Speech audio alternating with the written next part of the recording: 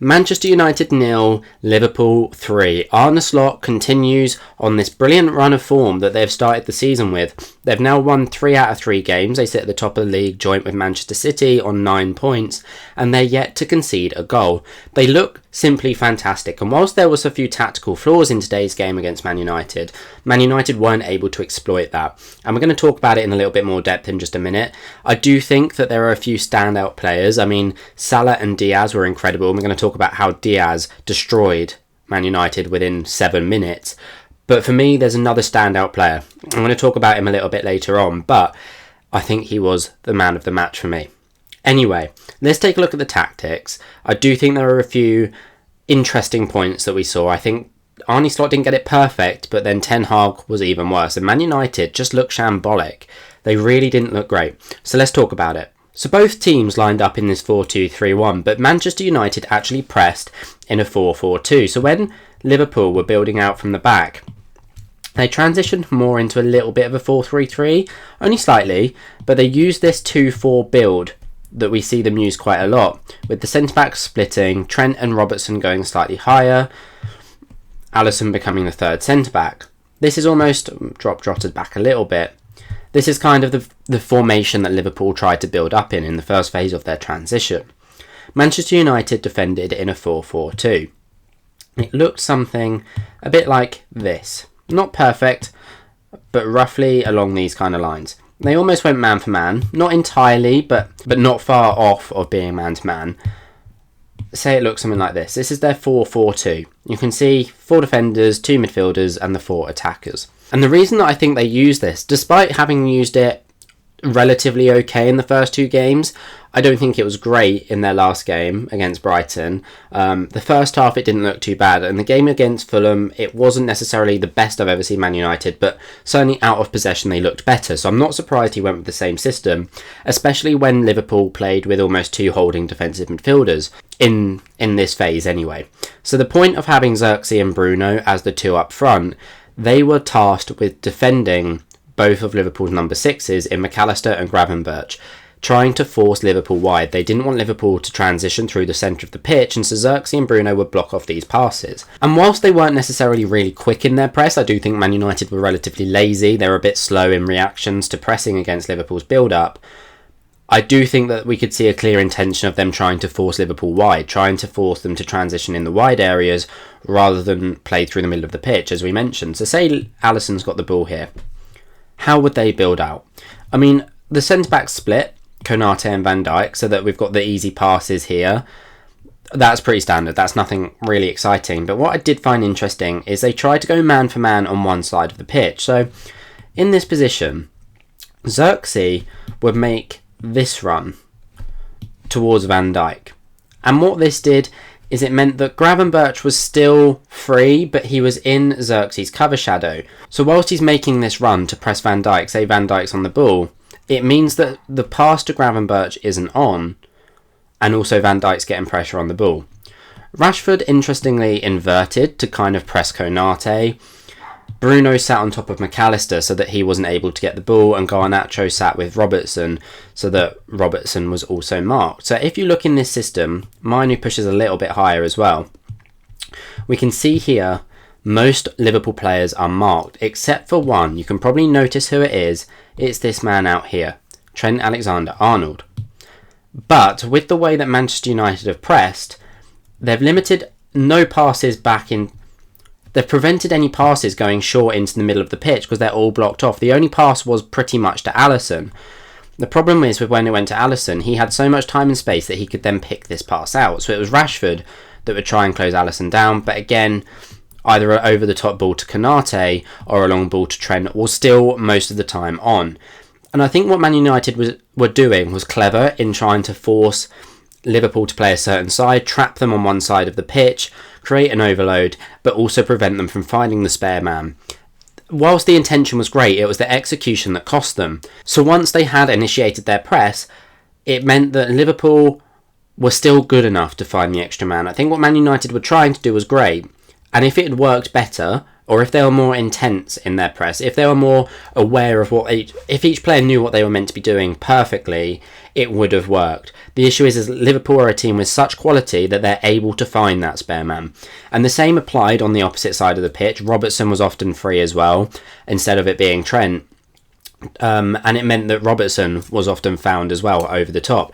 And it did cause issues. It did almost allow Liverpool too easy of a way out, which then cost Manchester United because their ability to track back was not necessarily the best. We'll cover that in a minute, but I don't think they were very good at getting back into a defensive shape, and when they did, it was often too late, and Liverpool had already caused too much of a threat. The other main thing with this press is that, as we mentioned, Gravenberch is covered in Xerxes' cover shadow, to say we've given it back to the ball back to Van Dijk, and it applies the same on the opposite side of the pitch, but in this situation, because Dalot was marking Salah, Martinez was more covering Jota, and De Ligt was pushed up onto Szoboszlai, with Trent being the free man. When the ball was found, this kind of pass was on. It was Mainu that had to come across, and whilst on the screen it doesn't look like that much of a difference going from here to here, in reality being pushed up here to get across to this position whilst trying to press Trent to the point where he has limited time on the ball was really difficult. It was a tough task for Mainu to have. I don't think Mainu was at his best today, but I also think he was let down tactically. I don't think what he had to do was necessarily fair, because I don't think it was realistic for him to do both jobs really well. And when Mainu had moved out to this side, it was Bruno and Casemiro that were then pushed up onto the Liverpool sixes. So Xerxes now kind of covering Van Dijk. So now it's more man-to-man in this situation. But it was realistically, De Ligt's not pushing up this high, or Martinez isn't coming out this far. They are sat a little bit deeper.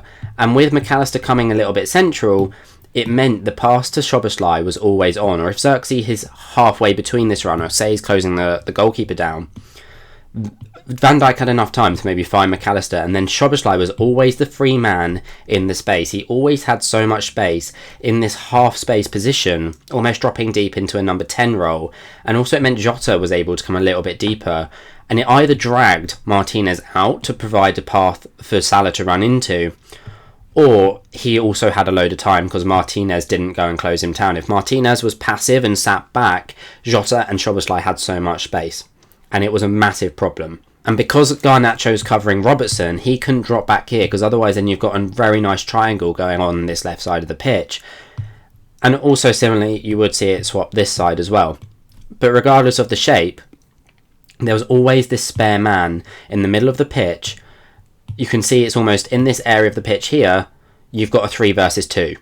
Liverpool have the numerical advantage, and they used it wisely. They got on the ball, and this is where a lot of Liverpool's threat came from. Their transitional threat was so quick. We saw a moment, I think, where Mainu hadn't fully come across. It came to Trent, the ball came into Szoboszlai in this position here, and he played a wonderful ball in for Jota.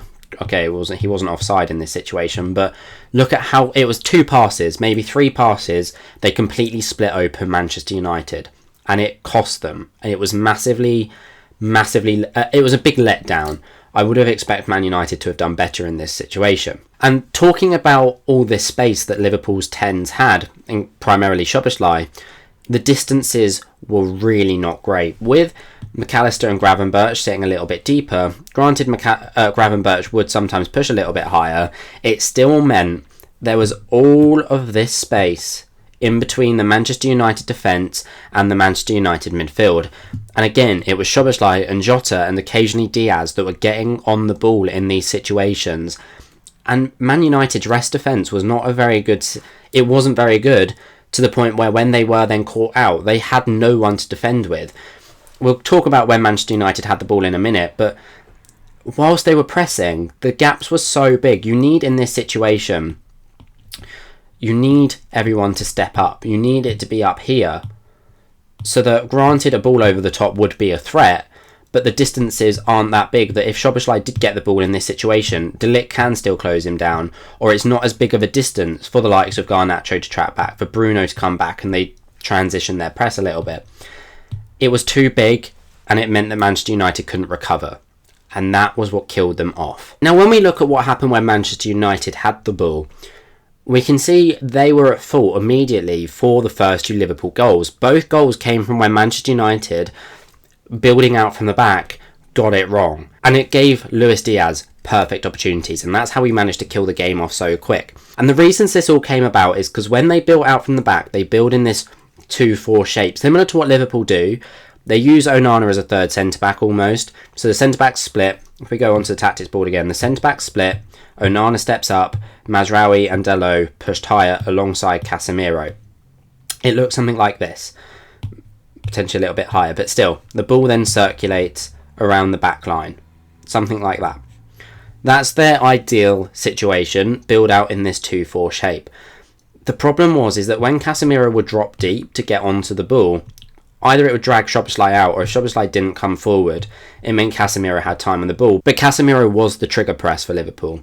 They know he's not comfortable on the ball, and with the fullback so high in Mazraoui and Dalot, and Liverpool being so aggressive when Casemiro got the ball, we saw that in this situation, when Casemiro has the ball, the rest defence shape of Man United is not great. Maybe it's not necessarily the rest defence, but their build-out positioning isn't ideal, so that if they do lose the ball, their recovery pace, their recovery ability is severely weakened, and they struggle badly. And this is where the first goal came from. We can see in this image already, Casemiro gives the ball away. He's overly used in the build-up phase. He's not great on the ball. That's why he was the trigger press. When in the first phase of transition, when you're building out from the back, you want someone that's going to come drop deep and receive the ball, that's comfortable of taking it forward, comfortable of finding the spare man or relieving pressure for your teammates. Casemiro is not that man. He should not be coming deep to get onto the ball, because it's not what he does best. He's more of a defender. He should sit deep and defend rather than be the first point of playing out from the back. So anyway, he gives the ball away, and you can see in this photo, look how much space Diaz has. Where the fullbacks have pushed so high, no one's tracked back, or Mazraoui's not able to track back to cover Diaz's run. He's too far forward, because they've given the ball away in such a dangerous position from Casemiro, although I don't think it's entirely Casemiro's fault. Maybe this goal, it wasn't the best, but I do think there were problems with everyone else as well. It's not all on Casemiro, but anyway, he gives the ball away in a really poor moment of his match. And Diaz, acres of space, and as it progresses, you can see now that De Ligt is in a position where he's defending 3 Liverpool players in his own box. And the expectation that he's able to mark all 3 is ridiculous. I mean, he's kind of in no man's land. It's not great positioning, but I understand he doesn't know where the ball's going to land. If he goes and tracks back towards Diaz, there's a cut back on. If he marks the man in the middle, there's still a front post cut back on, or they can chip it to the far post. He's kind of just tried to stay in an area where it's going to stop or prevent Liverpool from creating any dangerous opportunity, to try and prevent Salah from playing a dangerous ball. Unfortunately for De Ligt, though, it was kind of just pointless. It was a goal regardless of what he does. Salah plays a great ball into the box, and Luis Diaz, with a decent header, puts it into the top corner. And Manchester United are 1-0 down. And the annoying thing for them is that the second goal didn't come from anything much different. It was almost a repeat of the same situation. So when we go into this second image, we can see Liverpool's press, their counter press, as we know what they were under Klopp. It's not as strong or evident under Arne Slot, but it is still there. They do try and counter press, and where it was so intense, when Casemiro gets the ball, we talk about him being the trigger for the press. He's the pressing trigger out of all the Manchester United players for Liverpool. When he's on the ball, he's surrounded by Liverpool players. Now, in this situation, it's a little bit unfair in the sense that there is actually a pass on for Xerxes that he doesn't find, but he gets caught out on possession in what is the most blatant not a foul ever. He was just dispossessed by Luis Diaz in this situation.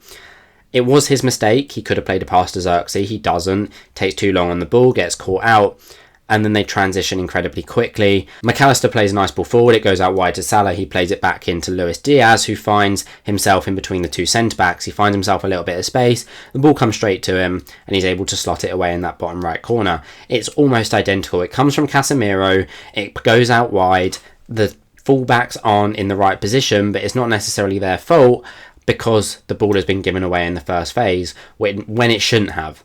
Theoretically, in this situation, they would have been fine if Casemiro played the ball earlier. or if he wasn't the one, if Mainu was the one in this situation instead, I don't think either of these goals happen. And that's where it cost Manchester United today. And that's also how Luis Diaz killed Man United off in 7 minutes. Both of these situations were in 7 minutes apart, and they're almost identical. Luis Diaz having the time of his life, Manchester United very much not. But I did mention at the start there were a few tactical mistakes that Liverpool made as well. Not necessarily mistakes, but it wasn't, their press wasn't as good as I'd hoped. They went for a bit of a part man-to-man, part zonal press. And I'm going with when Onana had the ball. So building out from the back, as we've just mentioned, which did cost Manchester United. Liverpool weren't necessarily perfect. There were a few rotations, there was a few areas of the pitch where Manchester United could have exploited it and they didn't. So we'll start at how did they press. Jota kind of positioned himself in this area here, in between Onana and De Ligt, to try and prevent this pass. He closed Onana down so that he eventually had to make a pass, but also prevented the ball going from De Ligt by using his cover shadow. And by cover shadow, I mean he's pressing Onana, but Onana can't play the ball into De Ligt because behind Jota is De Ligt. So it means that if he tries to play it to De Ligt, it's going to go to Jota instead. That's what the cover shadow means. Diaz also then covered this space in between De Ligt and Mazraoui. Similar thing, half pressed on De Ligt, let Mazraoui have a bit of space, but not so much that he couldn't track back onto him. And similarly on the other side, Salah kind of positioned himself here. He's half pressing Martinez, half covering Dalot, if you will. More so aggressive than what Diaz is. A little bit tighter because this is the most likely pass. He's getting really tight so that Martinez doesn't have time to take a touch, turn and play a pass. Casemiro did keep coming really deep as well. McAllister followed him. He almost man-marked Casemiro. This is where it becomes more of a man-mark situation. You've got Diaz and Jota a little bit more zonal, whereas Salah and McAllister are a bit more man-to-man. Szoboszlai was kind of in this area, Gravenberch over here. The only small downside I would say in this situation is that when Szoboszlai didn't go and press Mainu, technically I think in this situation it was meant to be Szoboszlai to Mainu, Gravenberch goes and presses Dalot. I think instead Szoboszlai was sometimes a little bit passive, and it did mean Gravenberch was a 2 versus 1 in this area of the pitch here. I think if the ball was to come out to, this pass was on from Onana, by the way. This pass was quite often a viable pass, and we did also see a few times De Ligt was instructing Onana to play the ball out to Dalot as well. Both were pretty viable passes because Dalot and Mainu did have space. And I think it would have been quite a good way for Manchester United to build out. They could play a ball into Mainu, and in this situation, until Szoboszlai gets onto Mainu, you've got this 2 versus 1 where they can form a little 1-2 maybe. Dalot can act as a wall so that Mainu can play this pass, make the run, and then find the ball in behind Gravenberch. This would have been a good way for Manchester United to build forward, try and exploit that left-hand side where they have the numerical advantage.